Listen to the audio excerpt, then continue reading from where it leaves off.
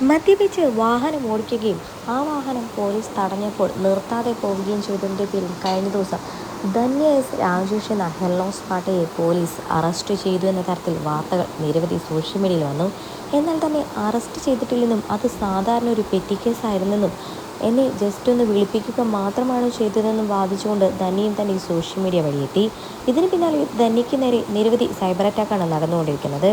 പലപ്പോഴും സോഷ്യൽ മീഡിയയിലുള്ള പല ചർച്ചാ വിഷയങ്ങളിലും സംബന്ധിച്ച് ധന്യ തൻ്റെ അഭിപ്രായങ്ങൾ പറയാറുണ്ട്. ഇത്രയെല്ലാം നാട്ടുകാരെ ഉപദേശിക്കുന്ന ആൾക്ക് സ്വയം നന്നാവാൻ പറ്റിയില്ലേ എന്ന ചോദ്യമായാണ് പലരും എത്തിയത്. എന്നാൽ ഉളുപ്പിലേടി നിനക്കെന്ന ചോദ്യത്തിന് നിന്റെ അച്ഛനെ പീഡിപ്പിച്ച കേസൊന്നുമല്ലല്ലോ, ഡ്രങ്ക് ആൻഡ് ഡ്രൈവ് അല്ലേ, അതൊരു പെറ്റി കേസല്ലേ എന്ന് പറഞ്ഞുകൊണ്ട് വളരെ മോശമായ രീതിയിൽ ധന്യ സംസാരിച്ചത് സോഷ്യൽ മീഡിയയിൽ ചൂണ്ടിക്കാണിക്കുകയാണ്. ഇതിന് പകരം ആ പുരുഷനാണ് ധന്യയോട് ഇത് പറഞ്ഞതെങ്കിലോ എങ്ങനെയായിരിക്കും ആ കാര്യങ്ങൾ വളച്ചൊടിക്കാൻ പോകുന്നത്?